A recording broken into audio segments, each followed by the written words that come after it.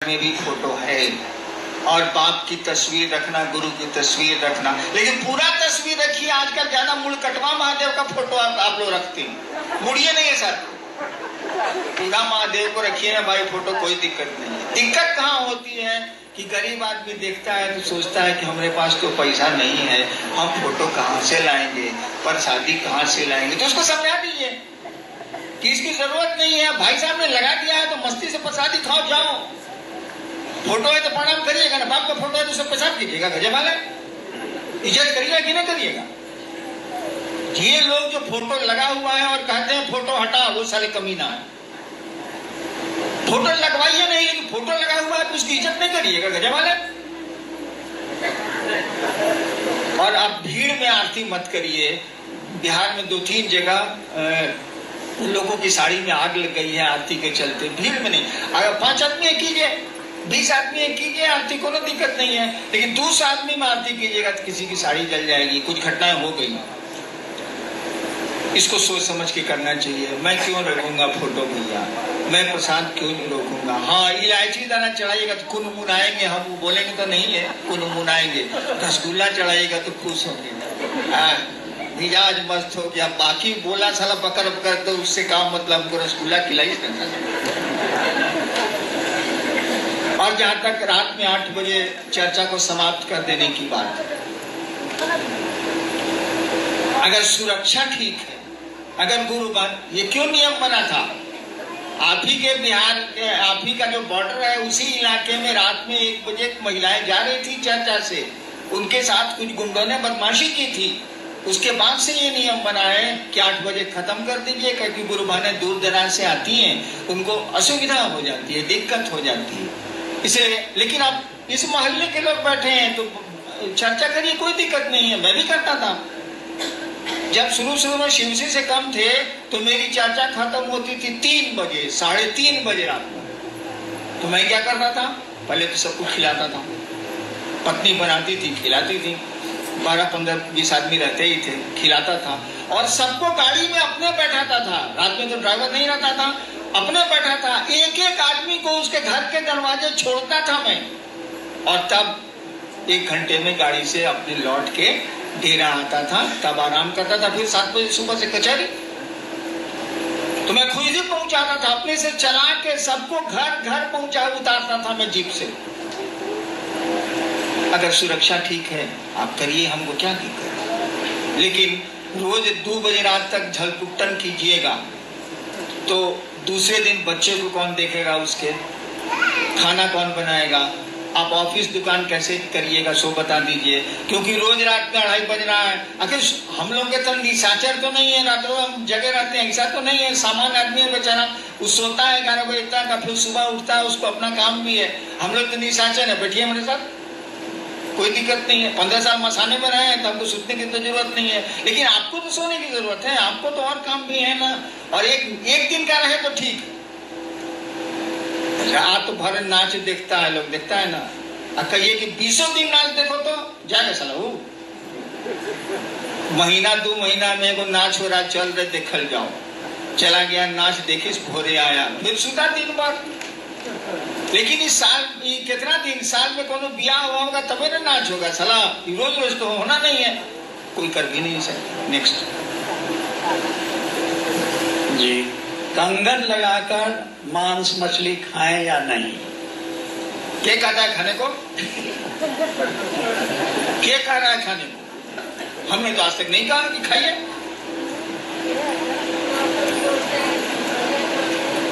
ना,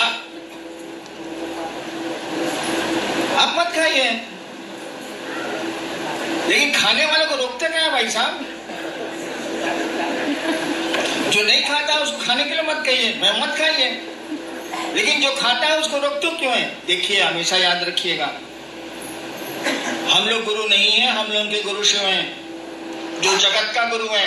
समुद्र का मछुआरा भी उसको गुरु बनाएगा, मछली पर जीने वाले लोग भी उसको गुरु बनाएंगे, जंगली जानवरों को मार करके खाने वाले जंगलों के आदिवासी भी उसको गुरु बनाएंगे। ऐसा नहीं है कि साग वालों का है वो, ऐसा भी नहीं है कि मांस खाने वालों का है वो तो सबका है। उसको गुरु बनाने के लिए कोई नियम आप बना नहीं सकते।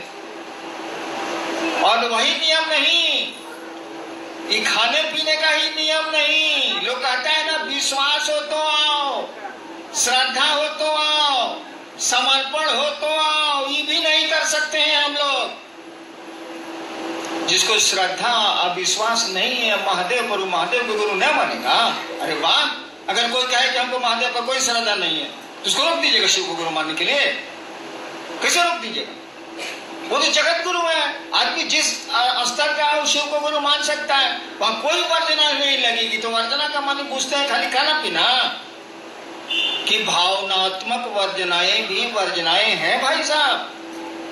किसी को महादेव के प्रति कोई श्रद्धा नहीं है, वो कहता है कि हम शिव को गुरु मानेंगे, जांचेंगे कि शिव गुरु है कि नहीं, रोक दीजिएगा।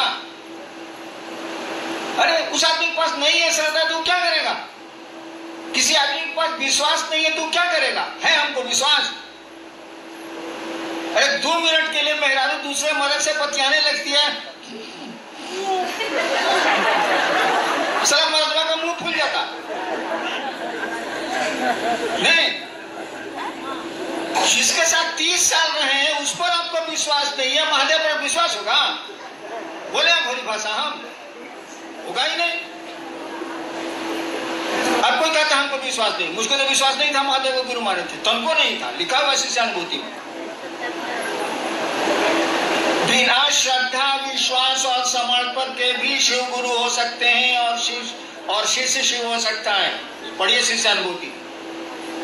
वर्धना के माने पूछते हैं मांसा मछली खाना, वाह।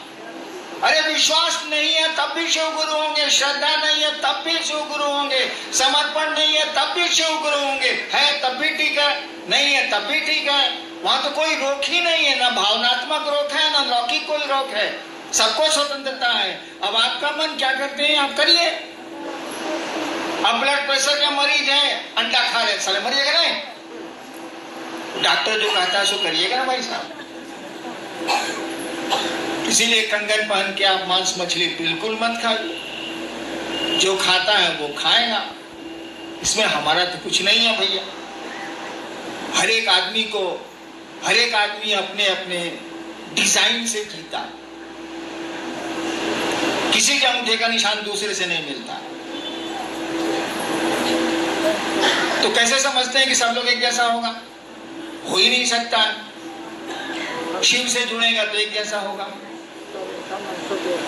वो भी शिव मार्ग में एक जैसा होगा, बाकी वो उसका अपने डिजाइन चलेगा। देखो भाई साहब नहीं खिसिया गए थे तो उसका स्वभाव में गुस्साता है वो। कोई आदमी को कितना हो मारिए गुस्से में नहीं करेगा वो। देखो हरहरवा सांप है, साला वो गुस्से में नहीं करेगा। गेहूं सांप है, फाड़ से मारेगा। तो हर एक आदमी का अपना, मुझको तो कोई गुस्सा नहीं आता। कोई भाई साहब को गुस्सा आता है, खराब बात थोड़ी है। उस बेचारे को माइक नहीं दिएगा, बिगड़ेगा नहीं वो, ठीक बिगड़ा हो, कहीं दीजिएगा उसको माइक। हाँ चलिए और कुछ। शिव गुरु चर्चा स्थल पर फोटो लगाकर पूजा किया जाए या नहीं? तो हो ही गया भैया, पूजा कौन सी करिएगा? पूजा तो गुरु सिखलाते हैं, पहले गुरु के पास जाइए सीख लीजिए तो पूजा होगी। अगला है कि नमः शिवाय गुरु को प्रणाम के लिए 108 दाना रुद्राक्ष का माला क्या अनिवार्य है?